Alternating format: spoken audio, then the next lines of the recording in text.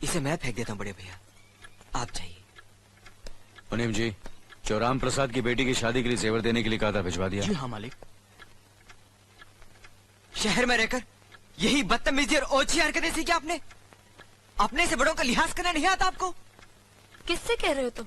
आपसे कह रहा हूँ। औरत पैदा हुई है तो औरत की तरह रहना सीखे। मीना, नकुल, तुम अंदर जाओ।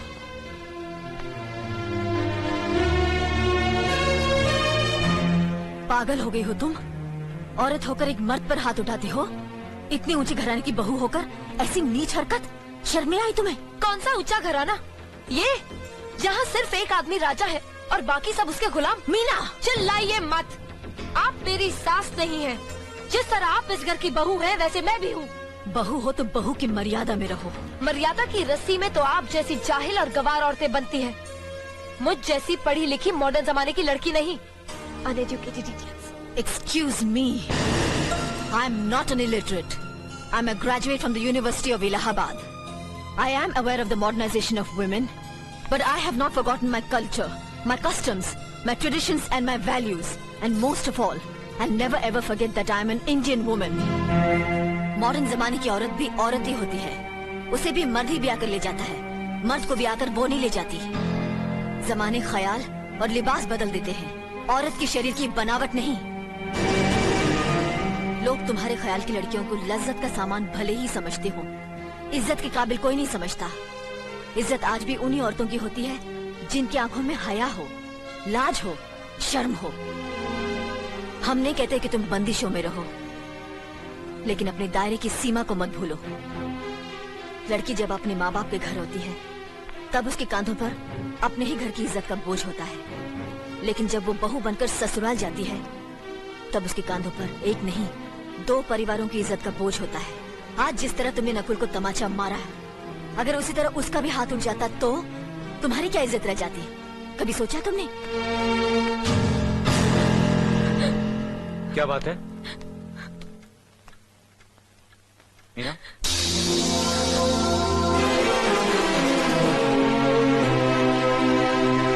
क्या हुआ भाभी? कुछ नहीं। मीना कह रही थी कि उसे खाना बनाना नहीं आता। हमने सोचा कि 2-4 खरी खोटी सुनाने से ही सीखेगी, तो सुना दिया। बस रोने लगी। क्यों अर्जुन, हमें तुम्हारी बीवी को डांटने का भी हक नहीं? क्यों नहीं, आप हमारी भाभी माँ हैं। आप मार सकती हैं, डांट सकती हैं, कुछ भी कर सकती हैं।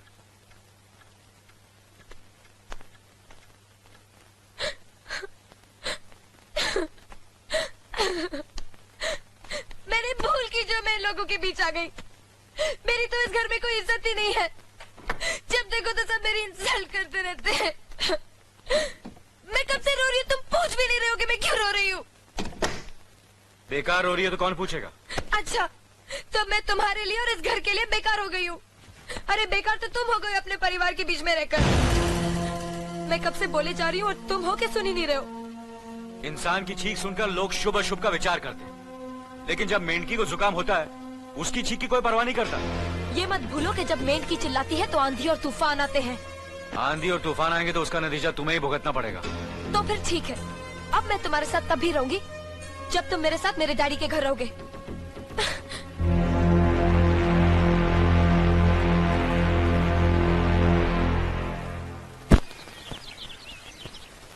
हमारी मीना बहुत प्यारी बच्ची है, लेकिन उसमें अभी भी बचपना है। हमारे तौर तरीकों को नहीं जानती है ना, लेकिन आस्ता आस्ता हम उसे सब सिखा देंगे।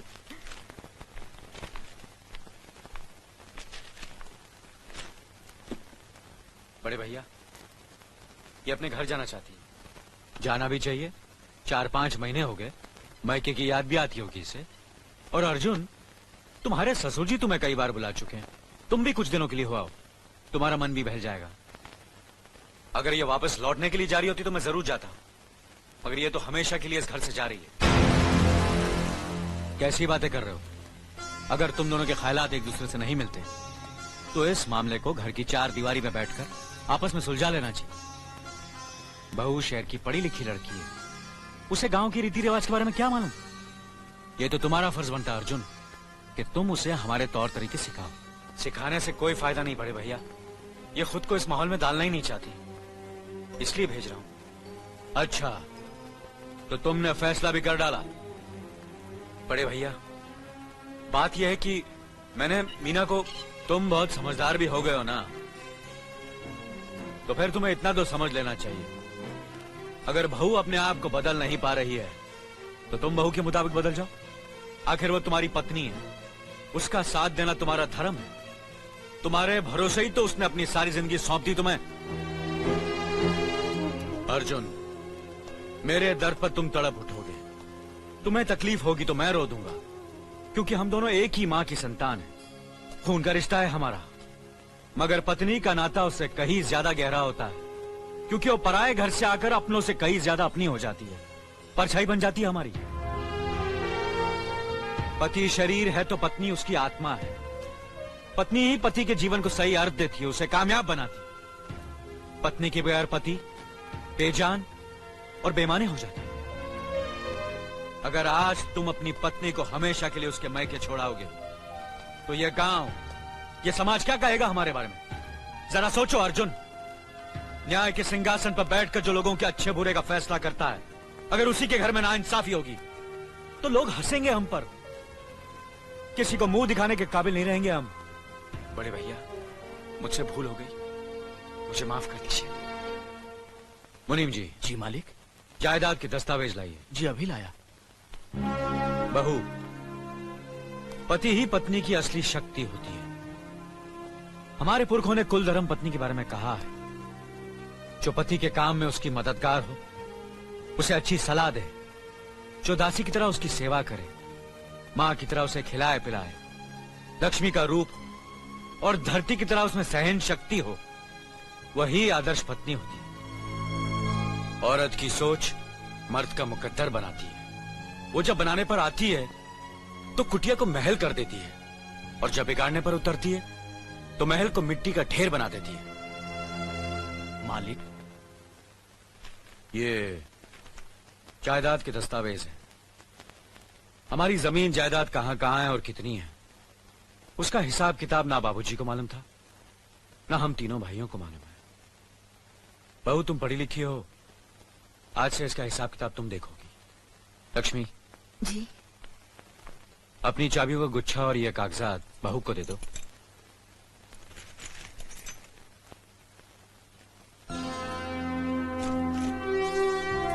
आज से तुम इस घर की मालकिन हो।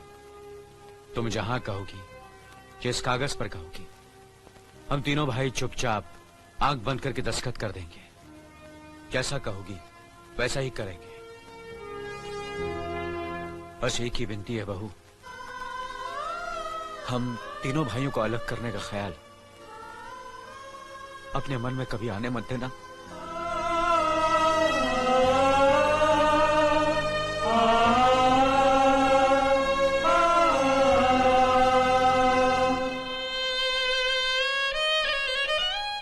बहुत अच्छा किया तुमने बहू, बहुत अच्छा किया। इनकी आंखों में आंसू देखने की हमने सपने में भी उम्मीद नहीं की थी, लेकिन तुमने हमें दिखा दिया। बहुत अच्छा किया तुमने, बहुत अच्छा किया।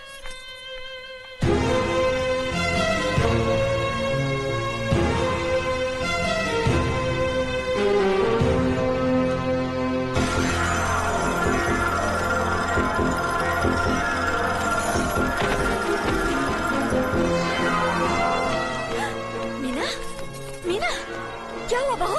मीना, मुनि जी जल्दी से डॉक्टर को बुलाइए।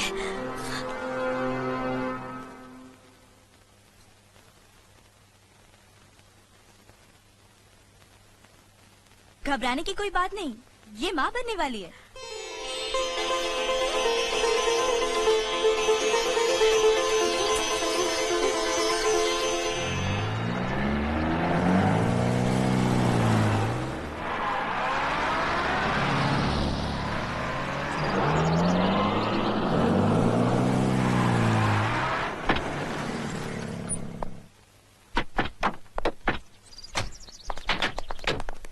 आप लोग यहीं ठहरिए, मैं ठाकुर साहब से मिलकर आता हूँ।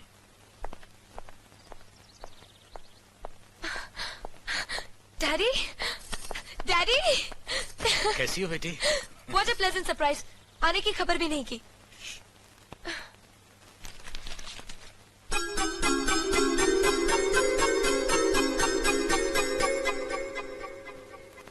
ठाकुर साहब, पाए लागू। समधी जी आप अचानक यहाँ कैसे? तशरीफ रखिए, बैठिए ना।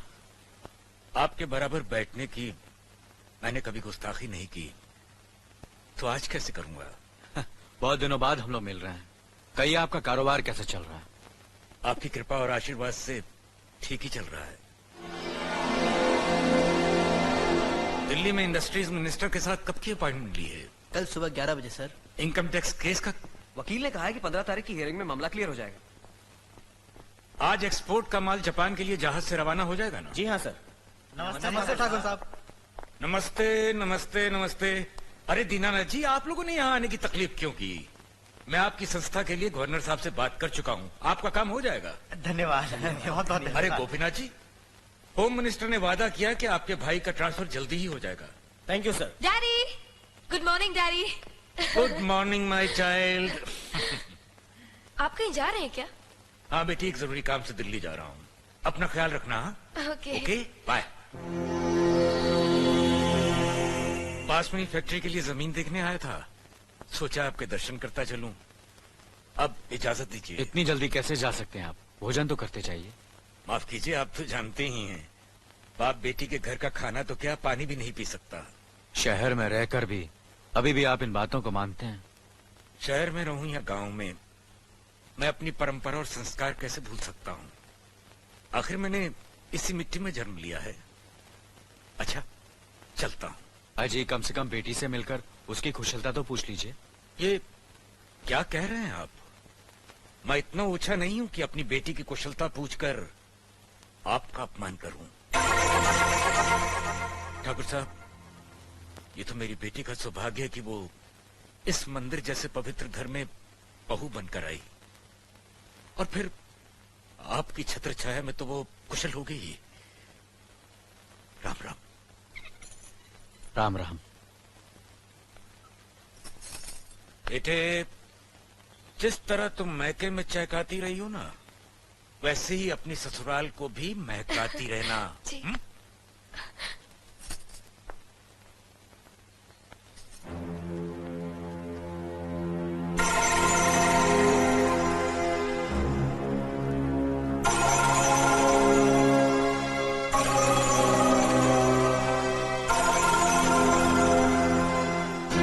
आप तो उम्र में बड़े हैं ना, किससे किस तरह की बात की जाती है इतनी तमीज तो आपको आनी चाहिए। Mind it, mind it, mind it, mind it, mind it. बड़े भैया, अरे? मुझे माफ कर दीजिए। क्या हुआ? मुझे माफ कर दीजिए। ये क्या कर रही हो? अपने पापों का प्रायश्चित कर रही हूँ। मैंने आप जैसे देवता का अपमान किया है, आपका दिल दुखा है, मुझे माफ कर दीजिए बड़े भैया, मुझे माफ कर दीजिए, मुझे माफ कर दीजिए। लक्ष्मी, मुझे माफ कर दीजिए बड़े भैया, बड़े भैया मुझे माफ कर दीजिए। मुझ पर तरस खाकर मुझे माफ मीना, कर दीजिए बड़े चलो भैया। उठो, तुम्हें ऐसे नहीं बैठना चाहिए, मुझे माफ इससे बच्चे पर असर पड़ेगा बेटे। मैं आपकी भी दोषी हूँ दीदी। आपने जेठानी की जगह माँ बनकर मेरी गलतियों को बर्दाश्त किया, और मैं अब भागन आपकी बेटी न बन सकी। मुझे माफ कर दीजिए दीदी, मुझे माफ कर दीजिए। अब चुप भी हो जाओ। तो हमने कब तुम्हारी बात का बुरा माना? हाँ, अगली रोते नहीं, रोते नहीं।